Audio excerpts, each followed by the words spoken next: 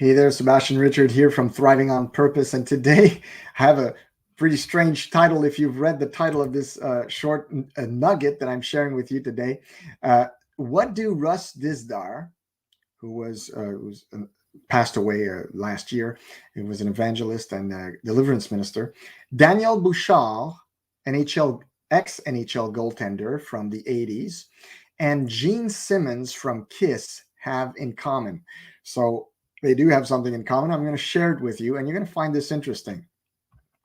So the Bible tells us in 1 Corinthians chapter 3, verses 6 through 9, it's Paul speaking, or writing, I should say. I planted, he says, Apollos watered, but God gave the increase. So then neither he who plants is anything, nor he who waters, but God who gives the increase. Now he who plants and he who waters are the same, but each will receive his own reward according to his own labor. For we are God's fellow workers. And this is exactly in line with what I want to share with you today, because the names I mentioned, Russ Dizdar, who's an evangelist who unfortunately passed away, that I admired greatly, Daniel Bouchard, the goaltender of the Nordiques in the 80s, and Gene Simmons, the lead singer of the heavy metal rock band KISS. What do these guys have in common? Well, back in 1981, so this is happening in Quebec City. I'm going to share the story with you because it blew my mind. I thought it was so cool. Daniel Bouchard was a goalie for the Nordiques, the Quebec Nordiques. And a couple years prior, he had been born again when he was playing for the Calgary Flames at the time. And he had been traded to Quebec, and he was born again, a changed man. According to him, to his own testimony, Bouchard said that before he was born again, he was very, he was a complainer. He was complaining against his teammates, and he was not a good teammate. And his bosses in the NHL, they didn't know what to do with him. I mean, they wanted to trade him, but they even told him, they said, nobody wants you because you're always whining and complaining. And when he had an encounter with the Lord and he was born again, Bouchard was a changed man. Still same quality of play. He was a very good goalie, but he was now a changed guy. He was a teammate, didn't point fingers anymore. He said his 10 cents, his 2 cents, but he did it in a much better way and had a completely transformed attitude. So this is in Quebec City. The group KISS was pretty much at the height of their popularity back then, early 80s and 70s, early 80s. So it's 1981. They're doing a North American tour, and they were coming to town. They were coming to Quebec City for a heavy metal concert.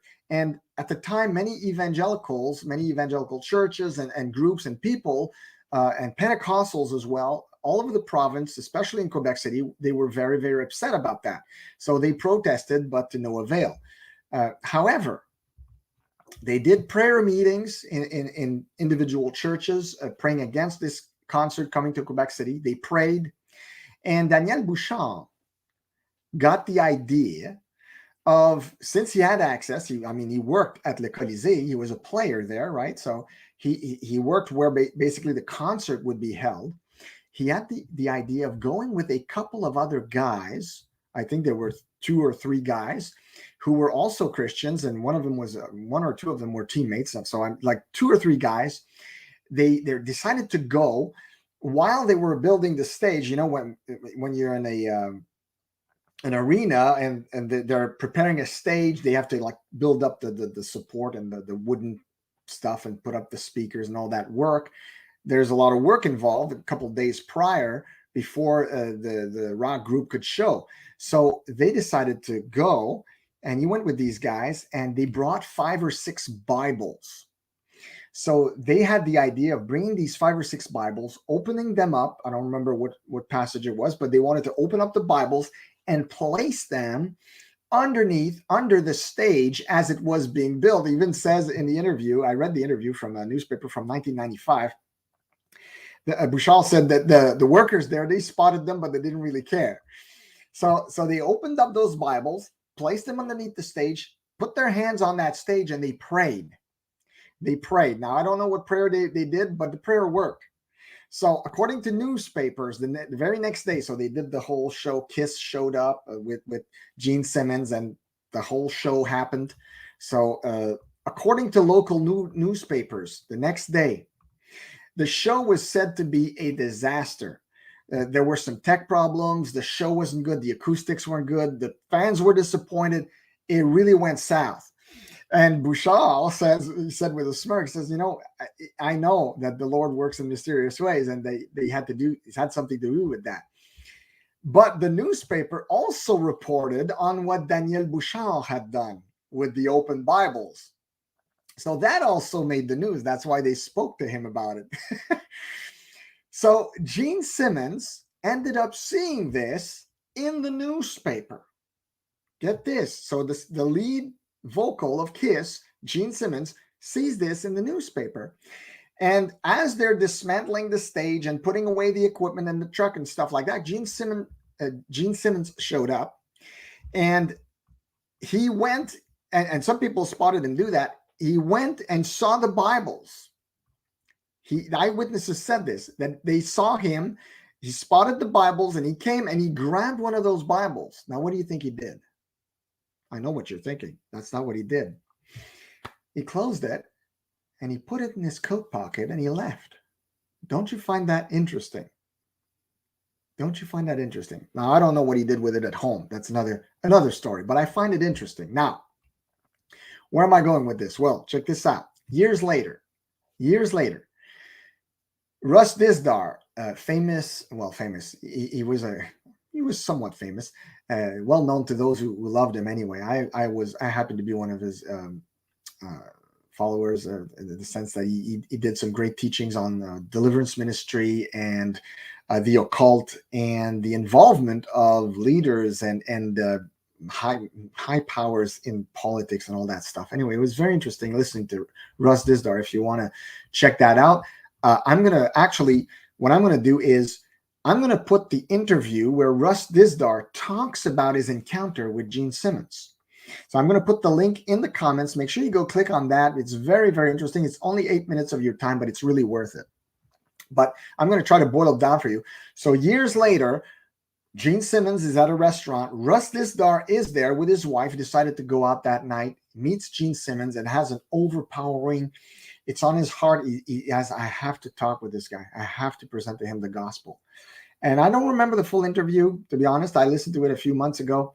I think he wanted to pay his meal or something, or pay him a drink, or I don't remember what. But he ends up sitting at the table with Gene Simmons and giving him a full gospel presentation. Now, not many people can say they've done that with the lead vocal of the group Kiss, which, according to some, means Knights in Satan's Service. So I'm just saying, that's according to some. Some others have denied that that's not what the name means, but whatever. If it is what it means, it's a pretty big coup.